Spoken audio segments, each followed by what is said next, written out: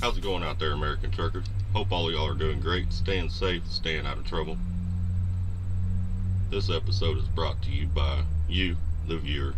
No sellouts to no companies here. I wouldn't do that anyway, because at that point, I can't tell you what I want to tell you. I got to tell you what they want me to tell you. Not going to be doing that on Trucking with Old Snapper. Well, my CV handle's Old Snapper for those of y'all that are new. That's what I go by. If you're new, hit that like and subscribe button. It helps the channel out. Sure appreciate you. That's why I say my channel is sponsored by you, the viewer, nobody else. We're going to talk about a couple things this evening. One of the things I want to get into is these new ways, or they may be old ways. They're new to me, but I'm old school, so there's some different ways to get your CDL. One of the things is they have grants that they've made available for people to get their CDL now. And I believe they've been doing this for a few years. It just recently, doing some research, I came across it. Getting a grant to get your CDL may not be a bad idea. That's something you could do at home. You know, you could do it through your local community college, you know, or through a trucking school. And with a grant, you may make money off that if you get the right grant, or if the right grant is available to you. You know, so in other words, some grants pay you and then you pay the school. So if you get into a situation like that, you may be able to find a school that's cheaper than your grant, and then you'd be able to keep that money. Some grants pay the school directly, can't profit off of that. But hey, that's not a bad idea. I found some online, which I'm going to link down below in the description. Y'all can go check them out if you're thinking about getting into truck driving or whatever. That may be an option for you. Excuse the sniffling. I had a little cold front come through. Boy, it got rough last night. I hope none of y'all got caught up in the tornadoes out there. I got caught up in them as they crossed Missouri. I delivered in St. James. They ended up putting the Walmart on lockdown. They shut the fence, made everybody go inside, all that kind of crap. That's the second time at a Walmart that I've been at Walmart DC and a tornado's come into effect. First time was in Searcy, Arkansas, and then last night in St. James. Then I had to run up to Meta and pick up, and got caught in it again there. And I was empty that time. You know, two different cells coming across. If any of y'all were in Kentucky, Ohio, Indiana, Illinois, Missouri last night and got caught up in that, man, my thoughts and prayers are with you. Hope you're okay. Make sure to comment below and let me know you're alright. If you went through it, comment below and let me know how it was. You know, if you've seen anything or if anything happened, let me know. I'd like to hear about it. Had a student actually a few years ago that got caught up in a tornado out in Nebraska, and maybe one of these days I'll tell that story on this podcast. But anyway, I think I've gotten a little bit off topic here far enough. Gotta love the ADD, man, I'm telling you. Back to schools and loans and all that kind of good stuff. The grant is an option, you know, so if you're in that situation or you qualify for one of them, it's not going to hurt you to apply for them. So go for it. Something else I saw, and I'm not really sure what I think of this, but I saw in California they've started offering CDL training as an elective. Okay, so they're teaching these kids in high school as a senior. They're getting their, you know, how to drive trucks using simulators, all that kind of stuff. They are promoting them to come into this industry once they get out of school. That is going to hurt local drivers, in my opinion, because that's where most of them are going to go. Most of them are not going to want to come out here over the road, not at that age. They get a little older, they probably will, but not at that age. That's going to force a lot of your local drivers to move out into regional or over the road jobs. I'd have to look the law up again, but I believe not that long ago they moved long haul driver age down to 19 from 21. But most of these companies are still not going to be able to hire them at 19 because of insurance purposes. Y'all know how that goes.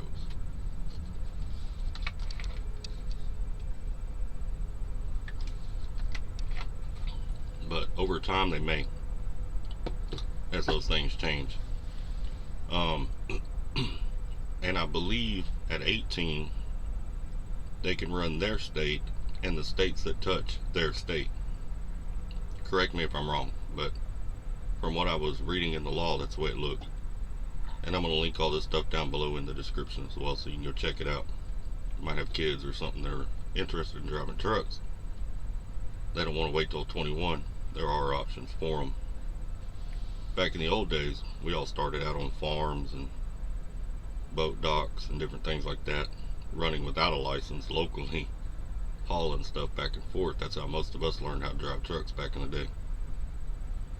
But now it looks like they're going to be offering it in high school, and that's something that may catch on. As a lot of y'all know, California normally leads the way. California implements something, other states follow. I'm not saying that's a good thing, not saying that at all. There's been a lot of things California implemented that I don't particularly agree with. These DEF systems, that's where it was born. That's where it began. And so, you know, California influences a lot of things. I have no idea why, but they do. So, if you live in California, it's no offense to you. You know, there ain't nothing about that, but I just wish California would worry about California and not trying to change the whole world to adjust to California. I know a lot of drivers that won't run out there because of the crap. When I worked for Poly Trucking didn't allow any of their trucks, any of their company trucks in California, period. They'd fire you if you cross that California line. Poly runs their own product, polyethylene. They're the largest producer of polyethylene in the United States. But any loads they had going into Cali, they put on owner-operators. They would not put them on their trucks. They also refused to open up any plants in California. But that has to do with taxes. Anyway, there was something else I was reading today that kind of concerned me. I was looking at this infrastructure bill. I saw in this infrastructure bill that they had allocated some money. I think it's 20 billion or something like that they allocated to this bill, and it's to study. Hang on a minute, and I'll pull it up. That ain't it.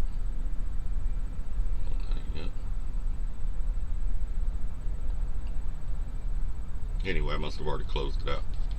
It's to study taxing trucks and cars, commercial and regular vehicles, on a by the mile basis. They allocated enough money to fund this program for 5 years. It's on a voluntary basis. They also gave permissions in this bill to people who are running it to add apps that would track vehicles and commercial trucks, maybe a little more accurately, so they say. I don't know, man. I'm not too. I think we already pay enough taxes as it is. You know, we're taxed on fuel. We pay IFTA. Companies pay IFTA. If you're an owner-operator, you're paying IFTA. Then you're going to go and stack another tax on top of it. I mean, how many more ways you want to tax us? You know, it's getting a little bit ridiculous. And, I mean, this administration's taxing the hell out of us. I don't know how y'all feel about it, but I really don't care for it much. And, you know, I mean, cars are already expensive, fuel's expensive. Now you want to tax me by the mile for every mile I drive my personal car. Then you want to tax companies for every mile a truck drives. I mean, that's silliness. Now they're studying it, so that doesn't mean it's something that's going to come true. But Normally when they study something, it happens, you know. I mean, that's how DEF started. That's how the E-log started. It all started as a study. Next thing you knew, we were having to deal with the crap out here. You know, so that's getting a little bit old. But, I don't know. What do y'all think about it? What's your opinions on it?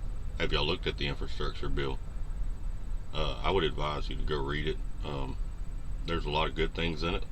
There's also a lot of bad things in it. I don't believe they thought some of the things they did through. I believe they spent a whole lot of money that they didn't need to spend. You know, so I don't know. I guess we'll see. We'll see how it goes. I haven't heard of anybody who is actually signed up for it, and I was trying to find out if there were any companies that had volunteered for this program. I couldn't find that either. So no telling there at all. Anyway, another option for these schools is state ran or state provided monies for it also. Some states have allocated programs to pay for these schools. I need to get back to my topic. Y'all see me getting way off topic. That's why I really need to go live. I go live, I'm sure all of y'all will keep me all lined out on staying on topic. But ADD unmedicated, this is what you get, right? But that is another option for getting your CDL. If you're interested in getting a CDL and you're looking for a school, I've made a couple of videos where I list some schools, also list some companies that hire. They'll give you a job after you get your CDL. They're not always the best, but everybody's got to start somewhere. Most of us started that way. I came into the industry through a poor company, but hey, it is what it is. You got to start where you can start at. Do your research. Don't just go on what I tell you. Check all these companies out.